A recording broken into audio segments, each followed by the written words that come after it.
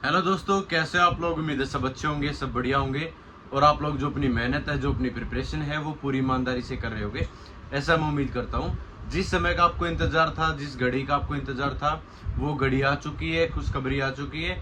आपका कल नोटिफिकेशन है वो जारी हो चुका है, आप लोगों ने देख भी लिया होगा और अच्छी खासी वैकेंसी आई है। तो इस वीडियो को ध्यान से देखना और एंड तक देखना।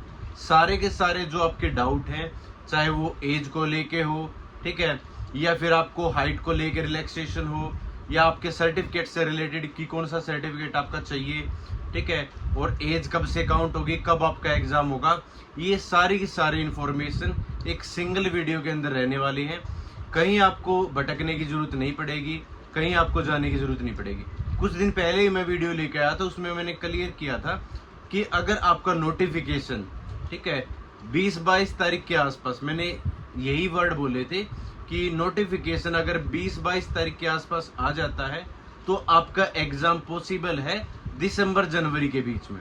मैं अपनी हर वीडियो के अंदर, आप अभी भी उठा के देख सकते हो, यही बोला था कि दिसंबर जनवरी के बीच आपका एग्जाम है वो कंडक्ट करवाया जाएगा। तो ऑथेंटिक इंफॉर्मेशन रहती है हमेशा मेरी, ठीक है। तो जिन्होंने भी चैनल सब्सक्राइब नहीं किया अभी तक, तो जाके चैनल को एक बार सब्सक्राइब कर लो और जो बेल आइकन है उसको प्रेस कर लिया करो, ताकि आपको नोटिफिकेशन है वो टाइम से मिलता रहे, ठीक है। तो सबसे पहले मैं बात कर लेता हूं कि आपका जो एग्जाम है, ठीक है, जो आपका एग्जाम है वो कब करवाया जाएगा, कब कंडक्ट होगा। तो इसमें जो नोटिफिकेशन है इसमें साफ क्लियर है कि दिसंबर से जनवरी के बीच में।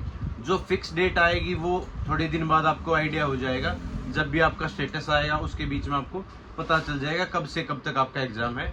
लेकिन अभी जो डेट बताई गई है वो बताई गई है दिसंबर और जनवरी के बीच में आपका एग्जाम है वो कंडक्ट करवाया जाएगा, ठीक है। तो वन बाय वन एक एक चीजों के ऊपर मैं बात कर लेता हूँ। सबसे इंपॉर्टेंट बात, फॉर्म है वो कब से, आपकी कल की जो डेट थी, कल से फॉर्म भरने स्टार्ट हो चुके हैं, ठीक है। और तकरीबन 1 महीना आपके जो फॉर्म हैं वो भरे जाएंगे, ठीक है। 22 सितंबर से 21 अक्टूबर के बीच में जो आपके फॉर्म हैं वो भरे जाएंगे।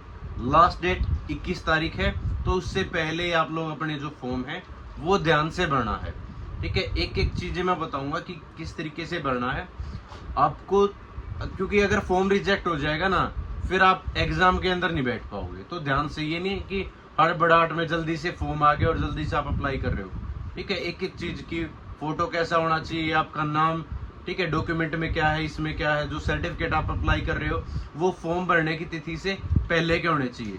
मतलब 22 तारीख से पहले पहले के आपके जो फॉर्म, जो आपके डॉक्यूमेंट है वो होने चाहिए, ठीक है। और जो ऑनलाइन विंडो रहेगी जो पेमेंट की, वो रहेगी 29 और 31 के बीच की, ठीक है। तो ये, और जो आपका एग्जाम होगा वो दिसंबर और जनवरी के बीच में, जो टेंटेटिव जो डेट दी गई है वो दिसंबर और जनवरी की दी गई है, ठीक है। और उसके बाद बात कर लेते हैं कि सर वैकेंसी है वो कितनी रहेगी। वैकेंसी रहेगी भाई आपकी टोटल 7565। जो ये 7565 है सर, क्या टोटल लड़के और लड़कियों की है? नहीं, ऐसा भी नहीं है। लड़कों की जो वैकेंसी रहेगी वो 4408 रहेगी, ठीक है, जिसमें यूआर की 1914। उसके बाद जो ज्यादा वैकेंसी ओबीसी की, क्योंकि ओबीसी की जो कट ऑफ है ना वो थोड़ी सी ज्यादा जाती है हमेशा, तो 967 967 आपकी ओबीसी की, ईडब्ल्यूएस की 456, एससी की 729। तो अच्छी खासी वैकेंसी आपकी एससी कैटेगरी की भी है, और एसटी की 342 वैकेंसी। लड़कियों की मैं बात करूं अगर फीमेल की, फीमेल कांस्टेबल, तो 2496 वैकेंसी आपकी फीमेल की रहने वाली है, जिसमें 1047 आपकी यूआर कैटेगरी की। उसके बाद 531 ओबीसी की जो सबसे ज्यादा है, 457 एससी कैटेगरी की, 249 आपकी ईडब्ल्यूएस की, और 212 आपकी एसटी कैटेगरी की, ठीक है।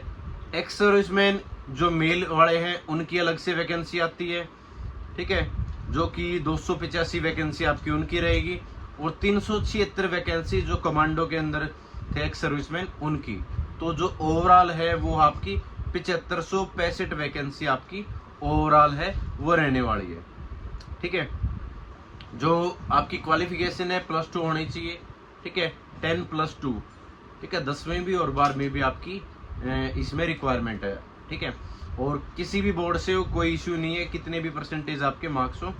ठीक है, तो कोई इश्यू नहीं है। दूसरी बात, एज लिमिट। एज लिमिट है वो ध्यान से सुन लेना, 18 से 25 है, वो आपकी रहने वाली है यूआर कैटेगरी की। ओबीसी की 18 से 28, एससी और एसटी की 18 से 30। ठीक है, इतना रिलैक्सेशन फिलहाल के लिए मैं बता रहा हूँ। और जो कैंडिडेट है should not have been born earlier than 2/7/2002, 2/7/2002 से पहले का नहीं होना चाहिए। ठीक है, और लेटर देन 1/7/2007, 2001। ठीक है, 1 जुलाई 2007 के बाद का भी नहीं होना चाहिए, और 2 तारीख, ठीक है, 2 जुलाई 2002 से पहले का भी नहीं होना चाहिए। इनके बीच में जो भी है, ठीक है, चाहे वो 1 तारीख हो या आपकी 2 तारीख हो, 2/7 हो, वो भी चल जाएगा, लेकिन ना तो इससे पहले का ना इसके बाद का। इसके बीच में अगर आपकी डेट है तो आप इस फॉर्म को भरने के लिए एलिजिबल हो। ठीक है, बाकी ओबीसी वाले अपने 3 साल और ऐड कर लेना, और एससी एसटी वाले अपने 5 साल है वो ऐड कर लेना। एससी एसटी को 5 साल की छूट, ओबीसी को 3 साल की, और 5 साल की छूट मिलती है sports person of distinction who have represented A state at the national level. National level पर उसने स्टेट को रिप्रेजेंट कर रखा हो या फिर कंट्री को रिप्रेजेंट कर रखा हो इंटरनेशनल लेवल पर, उसको मिलेगी 5 साल की छूट, अगर वो एससी और एसटी कैटेगरी से अदर है। ठीक है, और अगर वो एससी और एसटी कैटेगरी से बिलोंग करता तो उसको 10 साल की छूट मिलेगी। ठीक है, और अगर डिपार्टमेंटल कैंडिडेट है दिल्ली पुलिस का, ठीक है, तो उसको 40 साल तक की छूट है वो मिलेगी, और ओबीसी वाले को 43 साल तक की अगर डिपार्टमेंटल कैंडिडेट है, तो ये छूट उन लोगों को मिलेगी। दूसरी बात, तो 2 सेंटीमीटर की छूट है वो उनको दी जाती है जो भी मेघालय वगैरह से हैं, अरुणाचल प्रदेश से हैं, गोरखा मराठा हैं, उनको दी जाती है। और इसमें नोट करना, 2 सेंटीमीटर की एसटी और एससी दोनों को छूट दी जाती है। ठीक है, लड़कों में सिर्फ एसटी कैटेगरी को, इसमें एसटी और एससी दोनों कैटेगरी को छूट है वो दी जाती है, और 5 सेंटीमीटर की छूट मिलेगी इसमें सेम जो भी लड़के लड़कियां हैं जो दिल्ली पुलिस के मेंबर हैं जिनके माता पिता, उनको दी जाती है, या फिर अगर वो गुजर चुके हैं उनको दी जाती है। ठीक है, तो ये क्राइटेरिया था। मेडिकल क्राइटेरिया मैं बता देता हूँ। देखो, should be in state sound state of health, free from defect, deformity, मतलब आडा टेढ़ा ना हो, डिजीज किसी भी बीमारी, कोई भी बीमारी ना हो, विजन है वो 6/12, without glasses in both eye. ठीक है, free from colour blindness, without any correction like wearing glass और surgery of any kind to improve visual acuity, मतलब कोई भी सर्जरी ना करवा रखी हो, ग्लासेस ना लगे हों। ठीक है, और फ्री फ्रॉम डिफेक्ट, डिफॉर्मिटी और disease like to interfere with the efficient performance of the duties, no relaxation is allowed, permissible to any category of candidate on this point, मतलब इन पॉइंट पर किसी को भी छूट नहीं दी जाएगी। अब टैटू का सुन लो भाई, काफी बच्चे टैटू को लेके थे। ठीक है, टैटू डिपिक्टिंग रिलीजियस सिंबल और figure and the name as followed in the Indian army shall be permitted.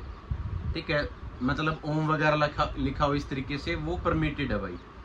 Location, tattoos marked on traditional sites of the body like the inner aspect of the four arm but only the left four arm, left पे उनको जो valid है वो करार दिया जाएगा। Being non saluting limb और dorsum of the hand shall be allowed, मतलब जो ये राइट हैंड है ना इस पे नहीं होना चाहिए भाई।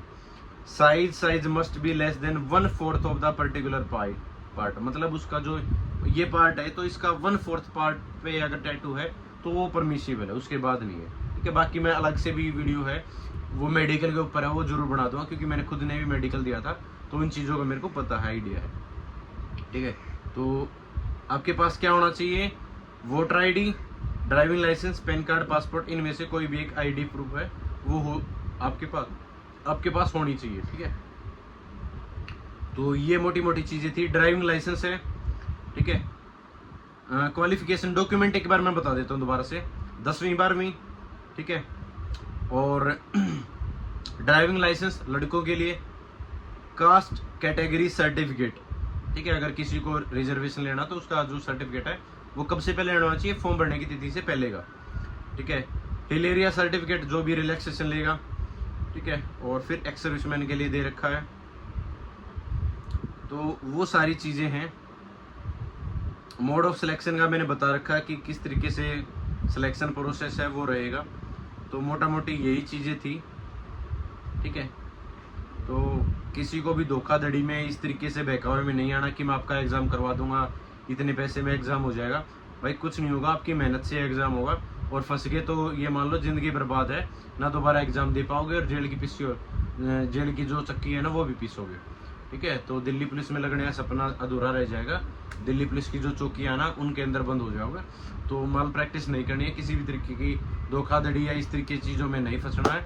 अपनी मेहनत के ऊपर है, ठीक है, वो जोर लगाना है। अब कुछ ही आपके पास समय है, ज़्यादा समय नहीं है आप लोगों के पास, ठीक है।